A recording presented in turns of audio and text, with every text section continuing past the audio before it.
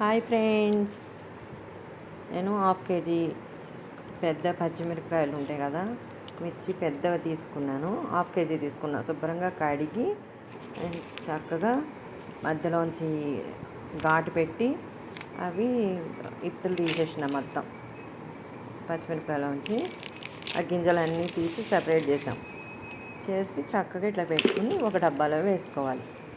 ఇవన్నీ ఆ గింజలు కూడా పనికొస్తాయి. అవి పప్పుల్లో అట్లా వేసుకోవటానికి కూడా బాగుంటుంది, కారంగా.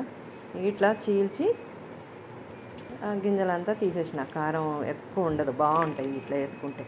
ఇందులో డబ్బాలో నింపుకుని ఇప్పుడు 50 గ్రామ్స్ 50 గ్రాములే వేయాలి. 50 గ్రాములు వాము, మళ్ళీ ఎక్కువ వేస్తే ఉప్పు కషమైపోద్ది. 4 నిమ్మకాయలు తీసుకుని వామును తీసుకుని ఫస్ట్ మిక్సీలో మెత్త పొడి చేసి పెట్టుకుందాం. ఒక 50 గ్రాములే తీసుకుంటాను. నేను ఎక్కువ తీసుకున్నా కానీ 50 గ్రాములే వేయాలి.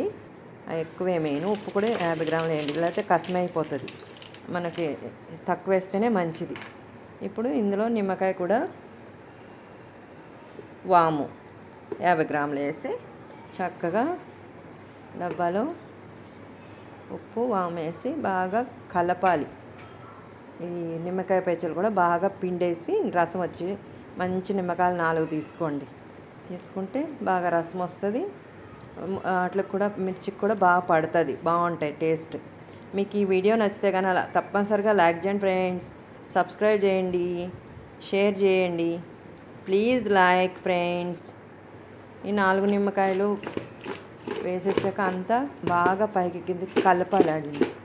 ఎందుకంటే మిరపకాయల్లో పడితేనే బాగుంటుంది. ఇట్లా ఒక రోజంతా ఉంచిన చిటికెడు పసుపు వేసి నైట్ చేసుకుని మార్నింగ్ వరకు ఉంచాలి. బాగా ఊరుతాయి. మళ్ళీ కలుపుకోవాలి. 2-3 సార్లు కలిపిన, 2 టైమ్స్ 3 టైమ్స్ కలుపుకుంటే అట్లా మిర్చికి పడుతుంది అది. అప్పుడు దాన్ని పక్కన పెట్టేసుకుందాం మూత పెట్టిన తర్వాత అవి తెల్లారి ఎండలో వేయాలి. 3 రోజులు ఎండబెట్టాలి వీటిని. ఇంకో 3 రోజులు ఎండబెట్టిన, బాగా ఎండ పైన మిద్దె మీదకి పోయి ఎండబెట్టిన. చూడండి ఎంత గట్టిగా మంచిగా ఎండిని. ఇగో ఇట్లా వట్టిగా అయితే బాగుంటాయి. ఉప్పు ఎక్కువ వేసుకోవద్దు. చక్కగా 50 గ్రామ్స్ అయితే సరిపోతుంది. హాఫ్ కేజీ మిర్చి తీసుకోవాలి, దొడ్డు మిర్చి. మీరు కూడా ఇట్లా ట్రై చేయండి ఫ్రెండ్స్, తప్పనిసరిగా. వీడియో నచ్చినట్టయితే తప్పనిసరిగా లైక్ చేయండి. బాండి పెట్టి రెండుగా వేపిన. ఫస్ట్ మంట పెద్దగా పెట్టేస్తే తొందరగా వేగుతున్నాయి ఇవి. అందుకని కాగిపోగానే కొద్దిగా చిన్న మంట మీద పెట్టేసి మంచిగా వేపుకోవాలి. అంతే ఫ్రెండ్.